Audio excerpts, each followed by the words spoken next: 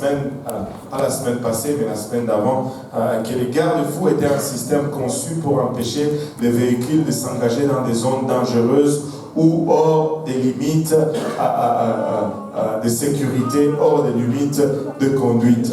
Et quand nous sommes partis à Saint-Louis, non pas à Saint-Louis, quand nous sommes partis à Madison, nous avons expérimenté les garde-fous, n'est-ce pas David? Nous avons essayé de sortir de la route et nous avons entendu le véhicule faire et ça nous a réveillés pour qu'ils puissent savoir c'était quoi, de quoi je parlais. Nous avons mis cela en pratique. À une place, nous sommes arrivés où, là, ce n'était plus volontaire, c'était involontaire. La sœur Becky a pogné les garde-fous et elle a été choquée. Et là, non seulement elle a eu peur, mais elle nous a fait peur à tout le monde dans la voiture. Les garde-fous. Amen. Alléluia. Maintenant, où avons-nous besoin de garde-fous? Où est-ce qu'on place les garde-fous? On va s'expliquer après, suivant la leçon d'abord. Où avons-nous besoin de garde-fous? Ça, c'est la conversation pour la fin. Alléluia. Nous avons besoin de garde-fous sur les ponts. Lorsque nous sommes dans un endroit où il y a peu de marge d'erreur, comme des ponts, on met des garde-fous parce que les ponts sont construits juste assez pour passer, pour traverser. Quand tu es sur un pont, tu n'es pas sur la rue. On fait juste assez pour traverser et on ne veut pas dépenser plus d'argent on ne fait pas des ponts larges, parce que sinon ça va coûter cher. On fait ce qu'on a besoin. Donc dans des places étroites, on a besoin de garde-fous parce qu'il n'y a pas beaucoup de marge d'erreur. Amen. Dans les voies médianes où il y a des trafics qui vont dans le sens contraire.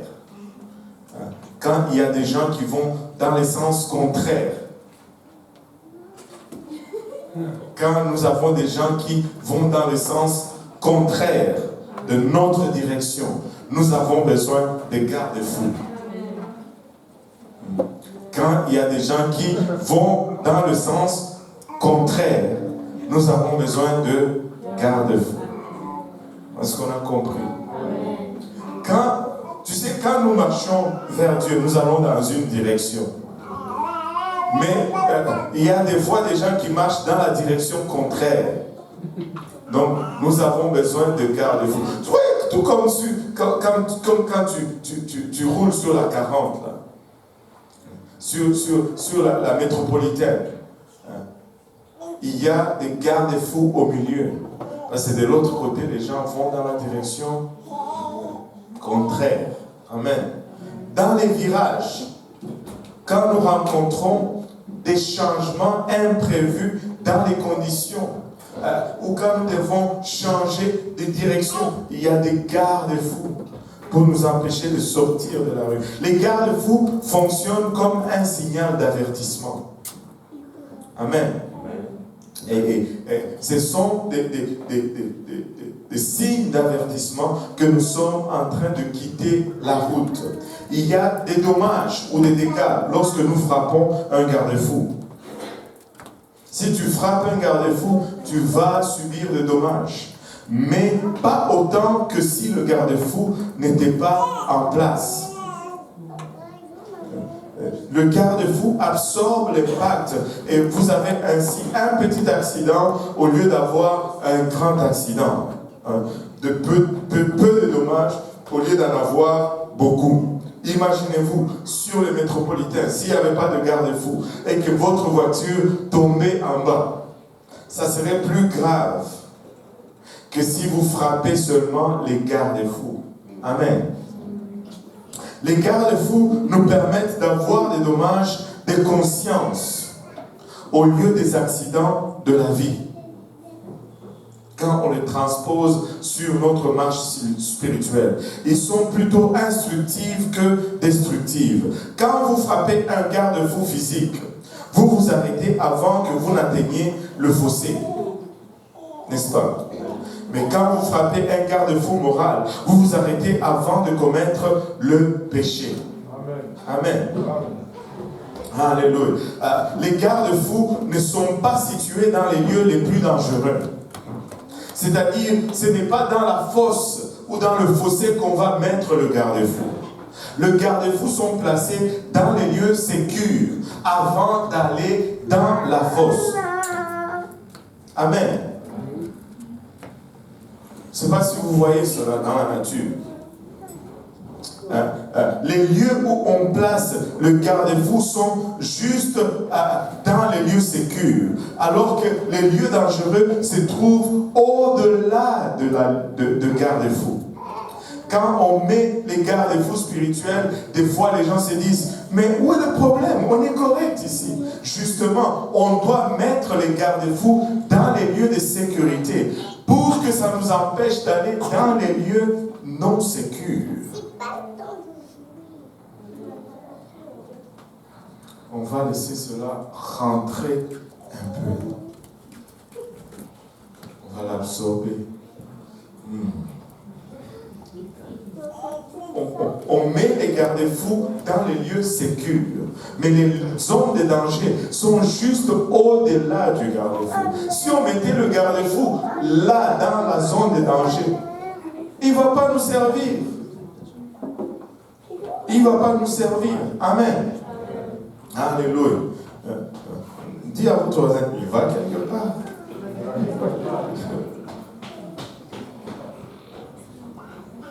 Les garde-fous sont en fait situés dans les lieux de sécurité pour nous empêcher de nous rendre dans les zones dangereuses. En fait, les garde-fous sont notre marge d'erreur. Alléluia. Certains de vos plus grands regrets dans la vie auraient pu être évités si vous aviez eu quelques garde-fous dans le domaine concerné de votre vie. Quand on regarde à certaines erreurs, les plus graves erreurs dans le passé auraient pu être évitées si nous avions des barrières de sécurité dans ce domaine ou dans ces zones-là. Les garde-fous sont des standards ou un standard de comportement personnel qui devient une question de conscience. Par exemple, si vous vous donnez des propres règles à vous-même et que quand vous les brisez, cela vous dérange, ça veut dire que cette règle est une question de conscience. Vous dites, moi, je n'irai plus jamais, par exemple, je ne veux plus jamais circuler sur la rue Sainte-Catherine. Quand, dans certaines conditions, vous vous retrouvez sur cette rue, ça vous dérange. Vous cherchez à prendre la prochaine transversale pour prendre la rue parallèle. C'est là qu'une loi ou une règle personnelle devient une question de conscience. Regardons Ephésiens 5, versets 15 à 17. Nous avons lu ça la fois passée. Est-ce que quelqu'un peut me servir de lecteur ou de lectrice aujourd'hui? Alléluia. Est-ce qu'on peut avoir le micro? Ephésiens 5, 15 à 17. Je lis au nom de Jésus. Je lis au nom de Jésus. Prenez donc garde de vous conduire avec circonspection, non comme des insensés, mais comme des sages. Rachetez le temps, car les jours sont mauvais. C'est pourquoi ne soyez pas inconsidérés, mais comprenez quelle est la volonté du Seigneur. Ne vous enivrez pas de vin, c'est de la débauche. Soyez au compte. Bon.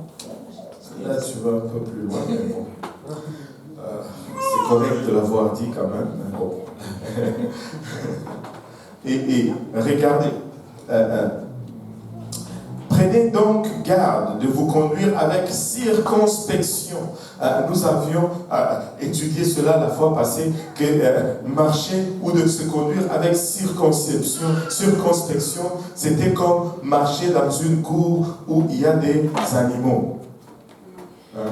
Quand tu marches dans une cour où il y a des animaux, tu fais attention à où tu mets tes pieds.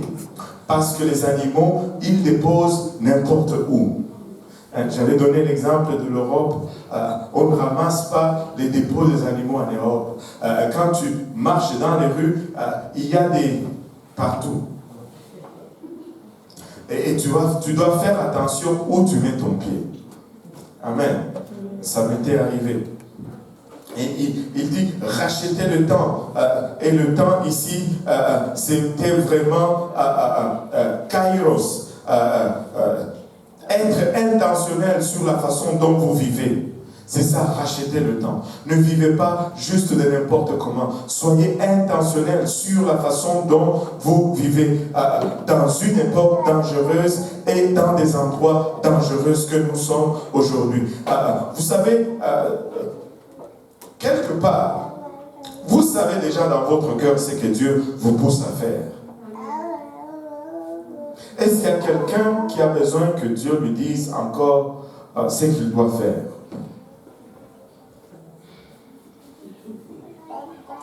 Quelque part, nous le savons.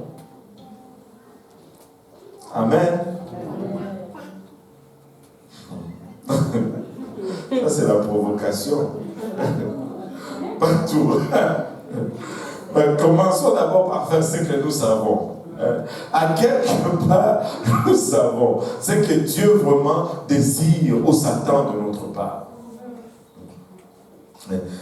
Vous savez ce qui est de l'autre côté de la barrière de sécurité, non?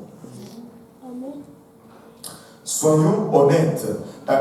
Vous savez, la question d'honnêteté, est-ce que je peux avoir de l'eau ou du jus ou quelque chose comme ça? Je me sens un peu faible. Wow.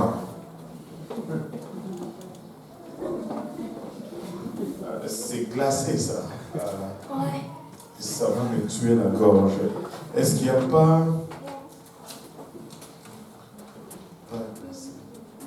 Je pense que maintenant en bas, je vais boire l'eau de la sauce orange. J'espère que le frère Mehdi ne suit pas.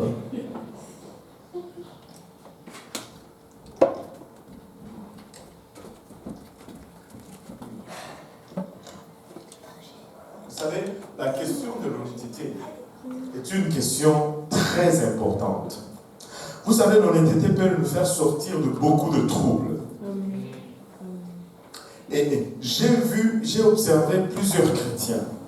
Je connais un frère qui rencontre beaucoup de difficultés. Nous rencontrons tous des difficultés, non? À marcher dans les voies de Dieu. Mais j'en connais un qui rencontre beaucoup de difficultés. Mais il a une particularité que j'aime extraordinairement, beaucoup. C'est que lui, quand il est dans le trouble, il ne va pas te les cacher et il ne va pas se les cacher lui-même. Quand ça ne va pas, c'est clair que ça ne va pas. Et tu ne vas pas tâtonner là-dessus. Et il va te dire en tout cas, ça ne va pas. Voici mon problème. Il est tellement honnête et sincère que ça lui évite beaucoup de problèmes. Et Dieu le rencontre toujours au lieu de ses besoins parce qu'il est honnête, il ne le cache pas ni à Dieu, ni à lui-même, ni à son pasteur.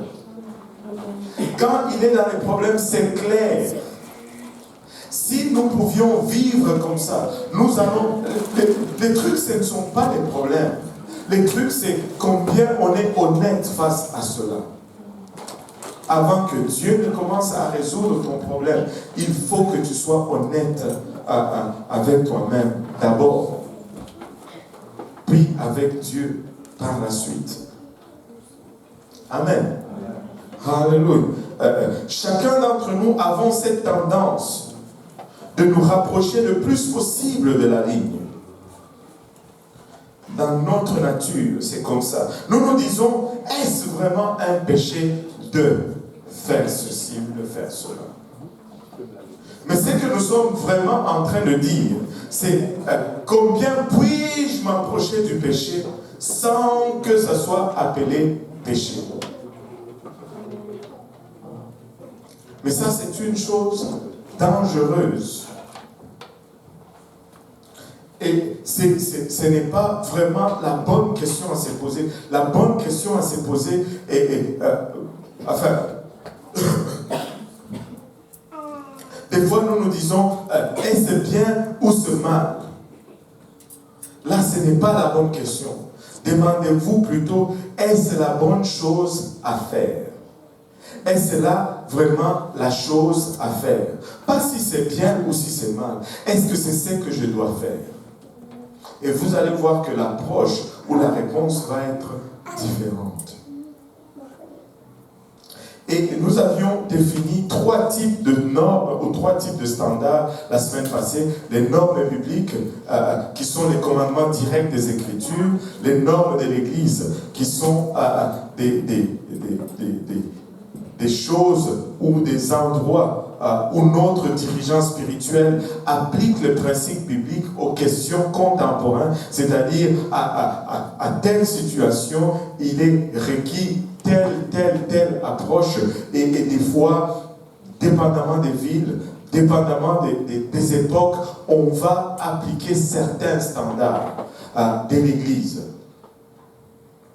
Maintenant, il y a le 3e qui sont les normes personnelles, ou qui sont nos propres garde-fous, qui sont incités par le Saint-Esprit, qui peut ou n'est pas être demandé à quelqu'un d'autre. Mais nous nous sommes dit que nos standards personnels doivent être plus élevés ou doivent être supérieurs à ceux de la Bible ainsi qu'à ceux de l'Église. Sinon, elles ne nous servent de rien. Amen. Nos standards personnels doivent être plus stricts.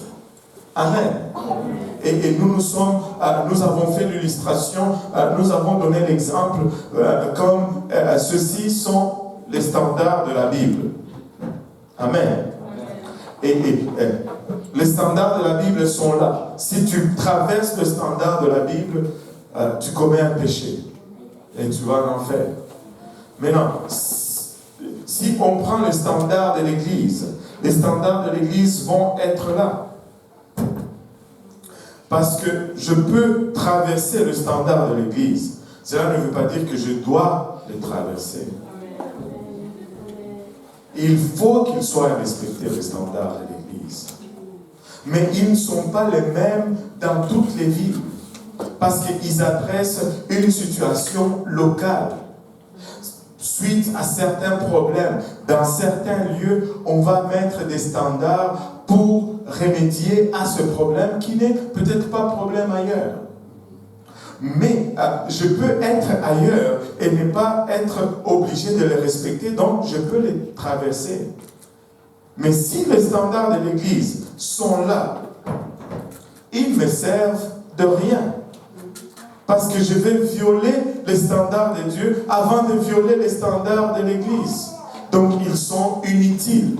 Ils doivent être là. Donc plus restreints, plus restrictifs, plus contraignants.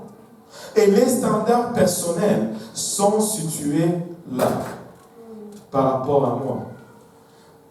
Sinon, ils ne me servent de rien. Les standards personnels sont plus restrictifs sur moi-même. Donc cela veut dire que je vais être plus dur avec moi-même que mon pasteur l'est avec moi-même. Je vais être plus dur avec moi-même, plus que mon pasteur, plus que Dieu. Sinon, ça ne me sert de rien. Et ceci, on doit les avoir, s'il vous plaît. Parce que ce sont mes avertissements. Parce que quand je les traverse, ça m'allume une lumière jaune. Point, point, point. Ça ne va pas, ça ne va pas, ça ne va pas. Avant que je ne fasse des dégâts. Amen. C'est pourquoi on doit les avoir plus restrictifs. Les standards personnels. Que tout le monde dise les standards personnels.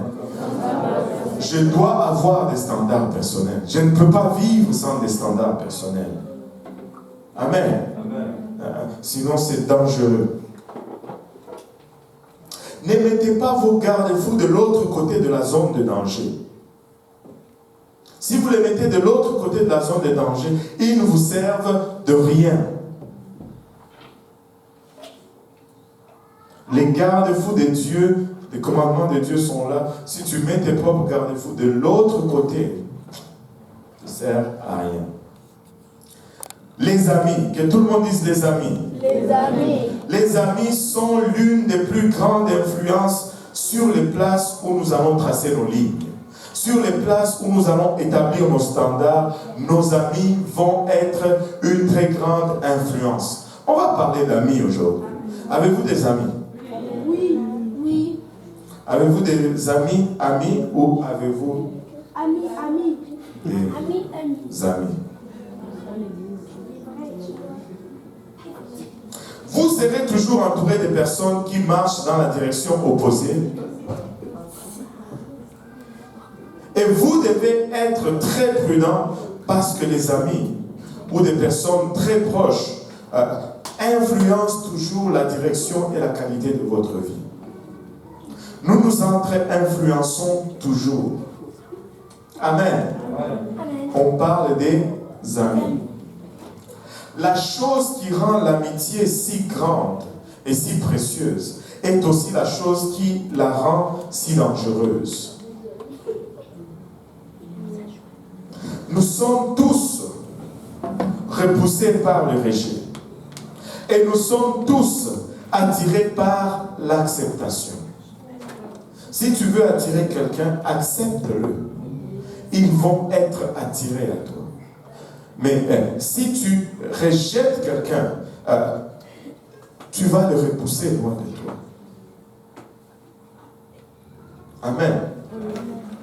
L'acceptation attire, le rejet repousse.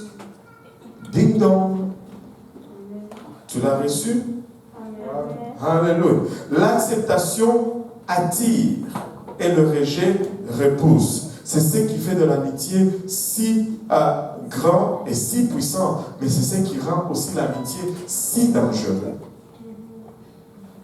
Alors, quand nous sommes autour des amis qui nous acceptent, qu'est-ce qui arrive? C'est que nous baissons la garde. Amen. Amen. Nous sommes acceptés, nous nous sentons attirés et notre garde baisse. Et c'est alors que nous sommes les plus ouverts à l'influence. Parce que l'acceptation mène toujours à l'influence. Si tu veux influencer quelqu'un, il faut que tu l'acceptes. Tu ne peux pas influencer quelqu'un que tu n'as pas accepté.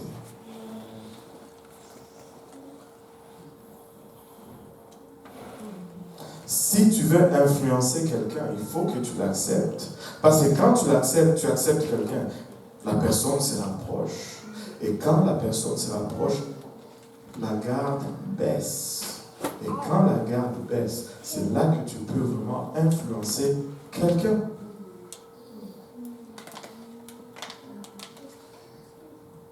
Tu ne peux pas influencer quelqu'un qui s'éloigne de toi. Regardez Proverbe 13, verset 20. La Bible nous le dit.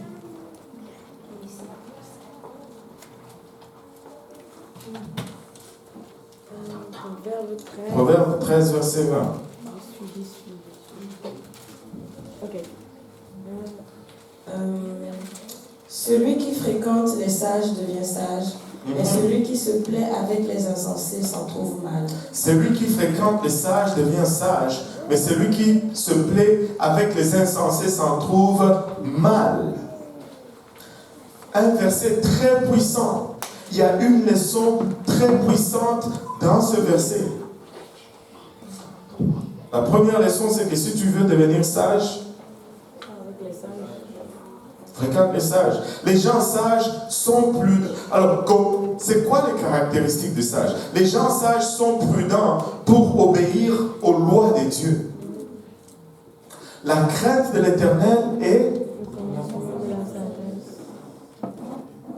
Les gens sages vont s'appliquer pour obéir à la parole de Dieu. Mais les insensés sont négligents pour obéir à la parole de Dieu. Ils vont négliger leur soumission à la parole de Dieu. Les fous se disent en lui-même, il n'y a point de Dieu. C'est une folie que de penser qu'il n'y a point de Dieu. C'est une folie que de ne pas se soumettre aux lois de Dieu. Les gens sages comprennent que toute la vie est reliée. Il n'y a pas des incidents isolés. La vie est une suite. Ainsi, ils prennent des décisions en considérant le lendemain. Parce que ce qu'ils vont décider aujourd'hui va influer sur demain.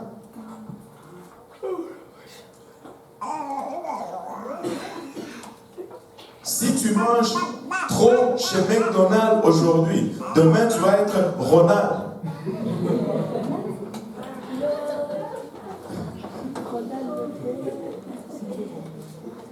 Les décisions d'aujourd'hui vont influencer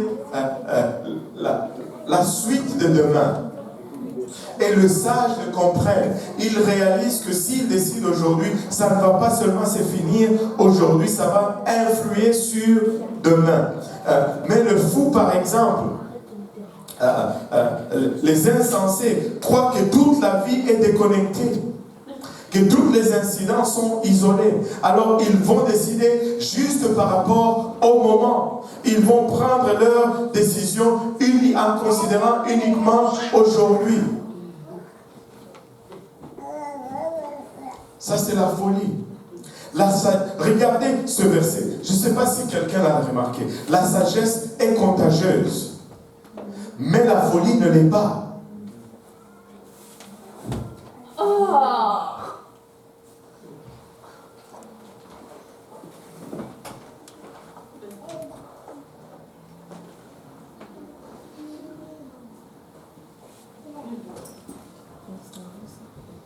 Est-ce que ça va?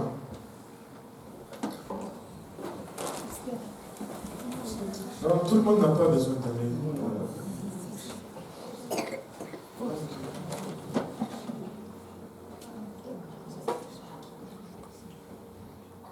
Alléluia. La sagesse est contagieuse, mais la folie ne l'est pas. Avez-vous noté la différence dans le verset? Remettez-moi Proverbe 13, verset 20. Celui qui fréquente le sage devient sage. Mais ça ne dit pas, mais celui qui se plaît avec les insensés devient insensé.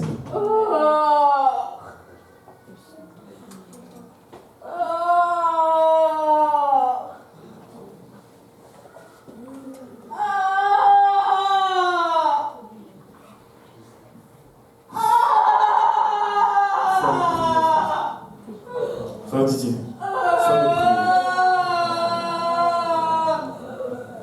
Frère Didier, pleure de prier. Alléluia. Pouvons-nous nous lever juste un moment, juste prendre autorité sur cette chose dans le nom de Jésus-Christ. Papa, nous venons réprimer cette chose dans le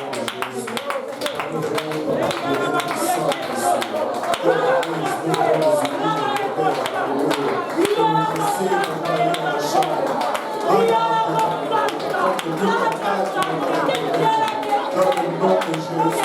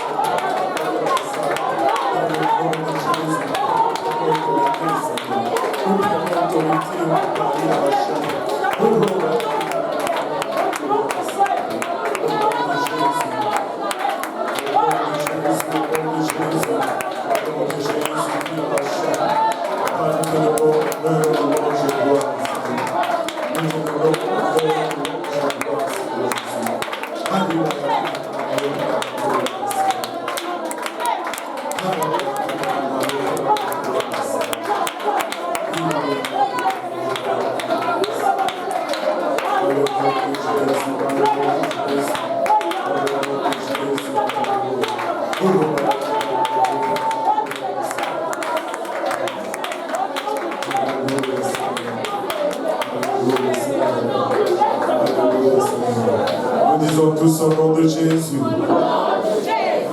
Pour nous battre dans notre Christ.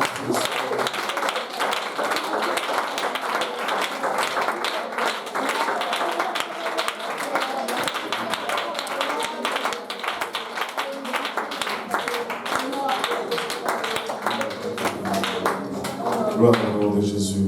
Vous pouvez vous asseoir. Avez-vous remarqué que la sagesse est contagieuse? Où est mon verset? Proverbe 13, verset 20. Celui qui fréquente les sages devient sage, mais celui qui se plaît avec les insensés ne devient pas insensé. Merci Seigneur. La sagesse est contagieuse, mais la folie ne l'est pas. Et remarquez la différence. Toutefois, les compagnons du fou, il s'est fait mal. Ce n'est pas parce que la folie n'est pas contagieuse que tu vas maintenant te plaire dans la compagnie de fous ou des insensés. Enfin, les insensés, c'est juste un fou. Hein? Tu vas te faire mal. À se tenir avec les fous, tu vas te faire mal. À se tenir avec les insensés, tu vas te faire mal. Mais si tu te tiens avec le sage, tu deviens sage. Alléluia. J'aime ça. J'aime ça. Maintenant, comment est-ce qu'il va se faire mal? C'est comme, le mot ici, se faire mal, c'est comme s'il s'est fait frapper par les éclats de la destruction de la vie du fou. Parce que le fou va éventuellement détruire sa vie. Mais les éclaboussures de cette destruction vont t'atteindre si tu es trop proche du fou.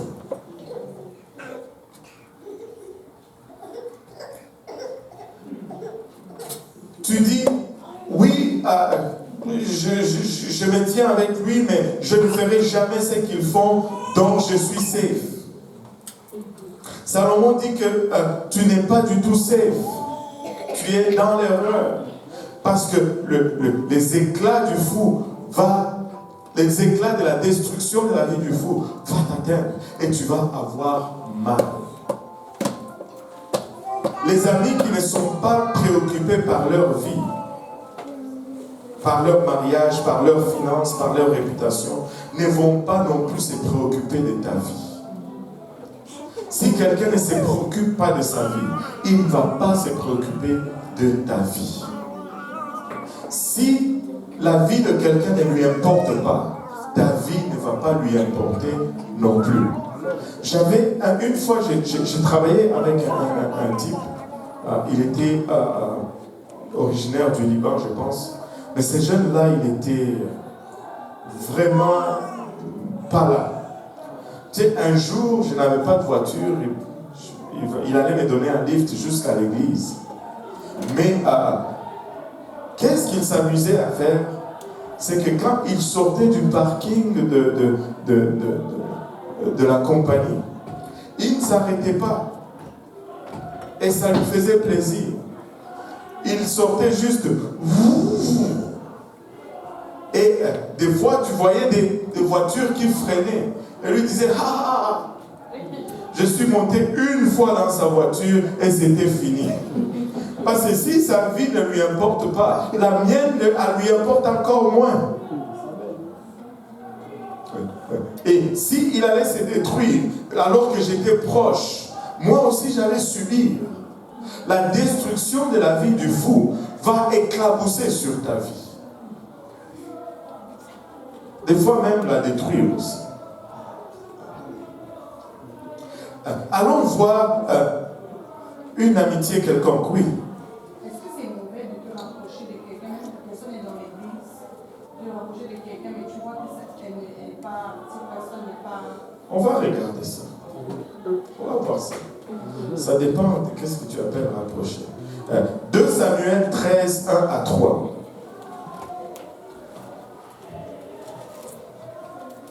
Après cela, Alléluia. Après cela, voici ce qui arriva. Absalom, fils de David, avait une sœur qui était belle et qui s'appelait Tamar. Et Amnon, fils de David, l'aima. Amnon était tourmenté jusqu'à se rendre malade à cause de Tamar, sa sœur. car elle était vierge et il paraissait difficile à Amnon de faire sur elle la moindre tentative. Amnon avait un ami nommé Jonadab, fils de Chiméa, frère de David, et Jonadab était un homme très habile. Waouh! Amnon avait un ami. Amnon était le fils aîné du roi David. Il était l'héritier légitime du trône. Il vivait dans le palais et avait tout ce dont on pourrait avoir besoin. C'était un prince. Et non pas n'importe quel prince, c'était le prétendant au trône. Il avait tout à sa portée. Son père était roi. Il avait la réputation qui allait avec la royauté. Avez-vous déjà regardé le prince, comment il s'appelle? Non, son père. Charles. Non, pas. C'est William et qui? C'est William et Charles? William, c'est le prince William. Donc oui. Harry, c'est le fou un peu. William, c'est comme sage. Ouais. Et leur père, c'est Charles, c'est ça. Bon. Vous savez, quand vous regardez leur vie, ils ont tout. Ils ont des voitures, ils ont des hélicoptères. Avez-vous vu leurs vacances? Non. Mince. Parce qu'ils sont les fils du roi, ou de la reine, le petit-fils de la reine. Ils ont tout. Et partout où ils vont, il y a des gens qui les suivent. Ils ont la réputation qui va avec la royauté. Et Amnon avait ça. Il avait, lui et sa famille, ils étaient admirés par la foule. Son avenir était assuré. Juste par le fait qu'il était de la lignée impériale. Mais derrière l'image, Amnon était une fraude. Et très souvent, c'est ce que nous allons voir avec les royautés. Amnon était une fraude. Amnon avait un sombre secret qu'il a essayé de traiter, mais sans succès. Il était consumé avec la luxure pour sa propre demi-sœur Tamar. Il ne pouvait pas lui faire la cour, car une telle relation était probablement interdite par la loi de Dieu. Mais il entretenait cette notion secrètement jusqu'à ce que ça occupait ses pensées jour et nuit, et il en est même devenu malade. Amnon ne savait pas qu'il était déjà pris au piège dans le cycle redouté du péché, parce qu'il a entretenu le péché. Le cycle du péché, c'est toujours la luxure, le péché, puis la mort.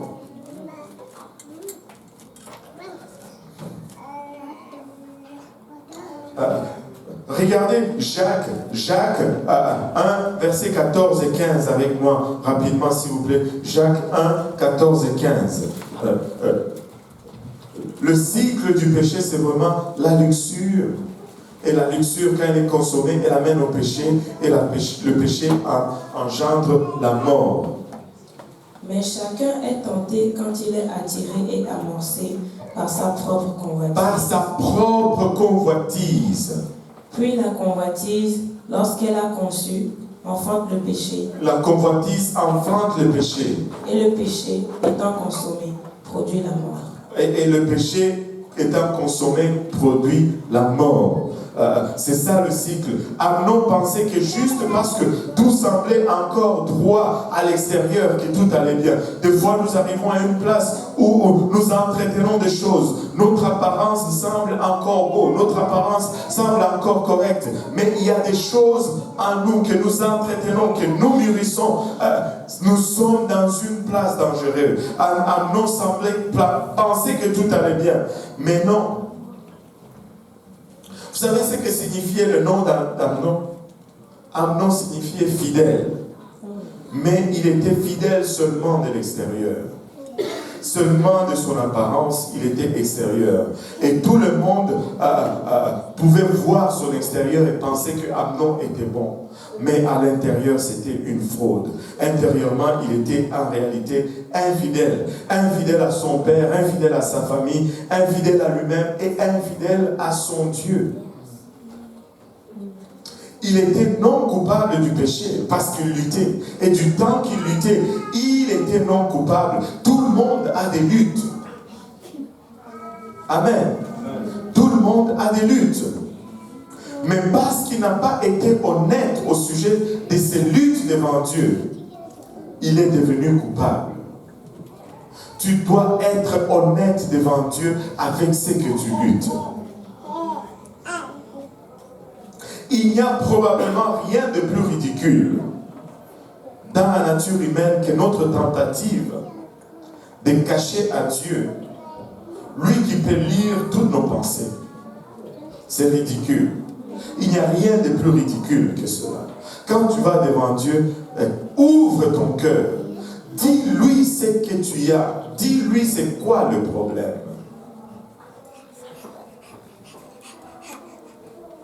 Techniquement, Amnon n'était pas encore tombé dans le péché, mais il était vraiment suspendu au-dessus de la fosse et de la catastrophe par un fil très mince. Tout ce qui le retenait était sa réputation royale. Il savait qu'il ne pouvait pas risquer publiquement ce qu'il pensait en privé. Par lui-même, peut-être, Amnon n'aurait jamais agi sur ses fantasmes lubriques. Par lui-même, peut-être qu'il allait pouvoir ou arriver à se contenir. Peut-être son désir de ne pas salir sa réputation, sa connaissance, que son désir était mal devant Dieu. Et la voix d'avertissement de sa conscience aurait suffi à Amnon pour qu'il puisse se retenir encore quelques années, jusqu'à ce que sa sœur soit mariée ou qu'elle soit hors de portée. Mais Amnon avait un ami.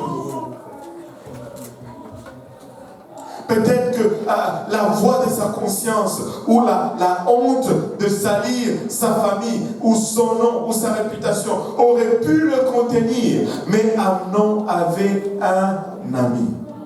Amnon avait un ami. Jonadab, la Bible nous dit, Jonadab, la Bible nous dit, était le neveu du roi David. Ce qui fait qu'il tournait toujours autour de la famille royale. Mais il n'était pas en ligne pour le trône. Il tournait toujours autour de la famille royale. Mais il n'était pas en ligne pour le trône. Vous êtes un sacerdoce royal. Il y a des gens qui tournent juste autour de la famille royale, mais ils ne se mettent jamais en ligne pour hériter le trône. Et Jonadab était un comme ça.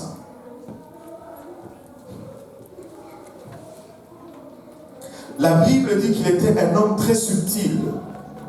Son nom signifie Jéhovah donne. Et il a fait une parodie de son sens en convainquant son ami Amnon que Dieu lui permettrait de pécher et de s'en sortir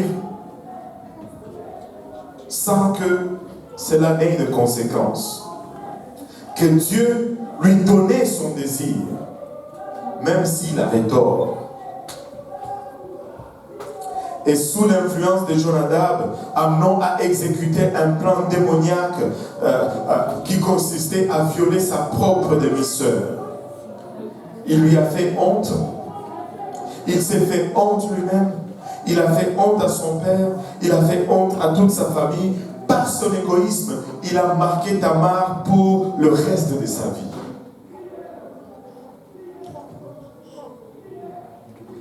Et il s'est également, si on peut le dire, involontairement détruit lui-même. Parce que le frère de Tamar, Absalom, va finir par se venger et tuer Amnon. Par lui-même peut-être, Amnon aurait pu tenir un peu plus longtemps contre la tentation. Mais Amnon avait un ami. Et pendant ce temps, le rusé Jonadab s'en est sorti indemne de l'ensemble de cette situation sordide. Et la Bible rapporte qu'il est toujours en train de tourner dans le palais, alors qu'il était toujours en train de tourner dans le palais, alors que Amnon est tué par Absalom. En fait, c'est Jonadab qui rapporte la nouvelle de la mort d'Amnon au roi David. Quel ami! Quel ami! Regardez 1 Corinthiens 15, 33.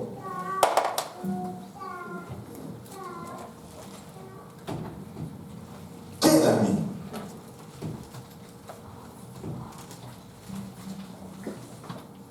Ne vous y trompez pas. Les mauvaises compagnies corrompent les bonnes mœurs. Ne vous y trompez pas. Les mauvaises compagnies corrompent les bonnes mœurs. Peut-être qu'à lui tout seul, Amnon aurait pu tenir. Mais il avait un ami. Parlez à toute personne qui est tombée dans un style de vie destructeur et qui est tombée dans des mauvaises habitudes. À 99% de temps, 99 fois sur 100, vous trouverez qu'il y avait toujours un ami dans l'ombre. Amen. C'est difficile de mettre le doigt sur les détails exacts de leur influence, mais c'est facile pour celui qui a le discernement spirituel de détecter le catalyseur à l'œuvre. Tu sais, il y a des fois de certaines compagnies, même certains d'entre vous, je vous ai déjà dit, éloigne-toi un peu. Sans vraiment savoir tout ce que vous vous dites. Quand avez-vous commencé à prendre la drogue? Lorsque vous aviez un ami. Quand avez-vous pris votre première boisson? En compagnie d'un ami. Quand avez-vous commencé à fumer la première cigarette? Il y avait un ami. Quand avez-vous regardé pour la première fois la pornographie? Un ami. Quand avez-vous commencé à tromper votre conjoint? Un ami. Quand avez-vous commencé ou plutôt, quand avez-vous arrêté d'écouter votre pasteur? Un ami. Quand avez-vous abandonné vos convictions sur la sainteté? Un ami. Quand avez-vous relâché votre vie de prière? Un ami. Montre-moi tes amis et je vais te dire ton futur. Montre-moi qui tu fréquentes et je te dirai qui tu deviendras. Proverbe 13, verset 20 nous dit: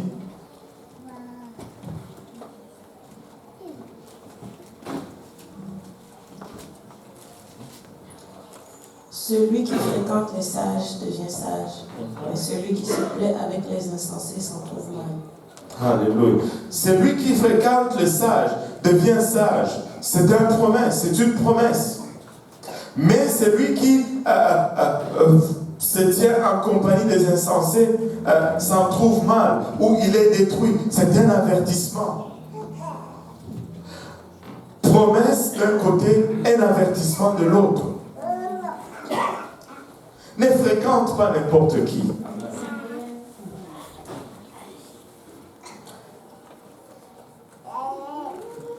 Quand tu réalises que ton groupe ou ton cercle ne se déplace pas dans la direction que tu voudrais que ta vie prenne, tu es trop proche d'un garde-fou ou d'une barrière de sécurité. Quand tu te surprends faisant semblant d'être quelqu'un que tu n'es pas vraiment lorsque tu es autour de tes amis, tu es trop proche du bord. Lorsque tu ressens la pression de faire des compromis, quand ce qui n'était pas une tentation devient quelque chose que tu commences à contempler ou à considérer, tu es trop proche du bord. Quand tu commences à espérer que les gens qui se soucient de toi le plus ne découvrent pas ce que tu fais, tu es trop proche du bord. Vous savez, des fois, nous nous tenons avec certaines compagnies par compassion. Mais laissez-moi vous dire ceci, ne jamais confondre la compassion avec la sagesse. La compassion ne va jamais vous obliger à prendre une mauvaise décision. La compassion ne va jamais vous obliger à prendre une mauvaise décision. Ça, ce n'est pas une compassion, c'est une manque de sagesse. C'est une folie. Quand vous dites, oh, je vais aller avec eux, mais je ne veux pas faire comme eux, tu es en danger. Tu es en danger. Notre Église accueille tout le monde, y compris les imbéciles. Mais ne vous laissez pas être influencé par eux. Tout le monde peut entrer. Même les fous, on les accueille. Mais il faut être sage. La compassion ne doit pas être confondue avec la sagesse. Se retirer de certaines relations peut être la meilleure chose que vous ne pourriez jamais faire, et pour eux, et pour vous.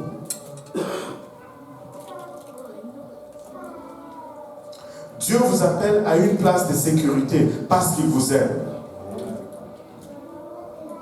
Pensez où vous allez vous retrouver si vous maintenez quelconque amitié.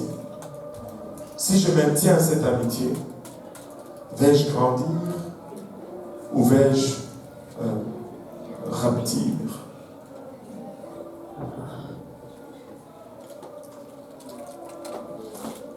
La compassion n'est pas la sagesse. À ne pas confondre compassion et sagesse. Tu peux avoir la compassion et être sage. La compassion n'exclut pas la sagesse.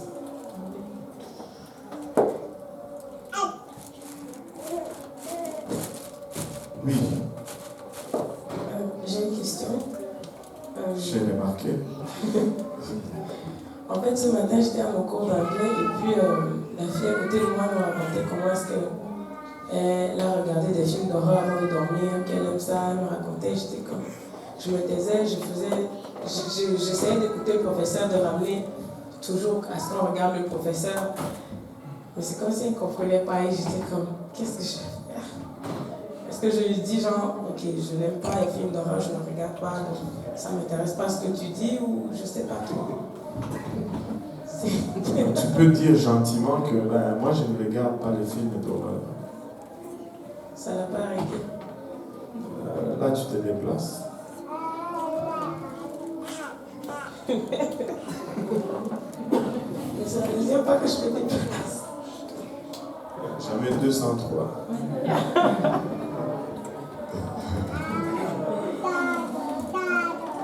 Vous savez, il y a de ces relations dans lesquelles nous influençons les gens. Il y a d'autres relations dans lesquelles nous sommes influencés. Et nous devons être en mesure de gérer cela avec honnêteté. Vous savez, la clé, c'est être honnête avec soi-même. Parce que Dieu vous aime. Il veut vous empêcher d'avoir certaines relations. Il veut vous empêcher que vous vous retrouviez dans certaines places. Parce qu'il vous aime, il va vous dire non, vous n'allez pas là, n'allez pas ici, faites pas ceci, faites pas cela. Ce n'est pas des restrictions, de contraintes, c'est de l'amour. la compassion ne remplace pas la sagesse.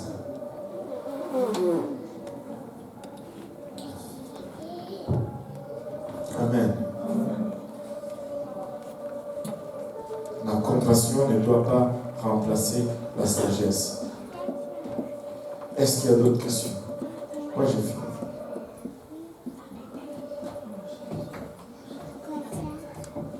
C'est déjà répondu. Alléluia. La sœur Aviane n'est pas là, donc il n'y a pas de questions. Amen. Alléluia. Si ça a été tellement clair, on va se lever ensemble. Oh là là. Que Dieu nous aide à placer nos garde-fous à la bonne place. Amen. Nous allons juste venir à l'avant pour un moment. Il est encore 20h50.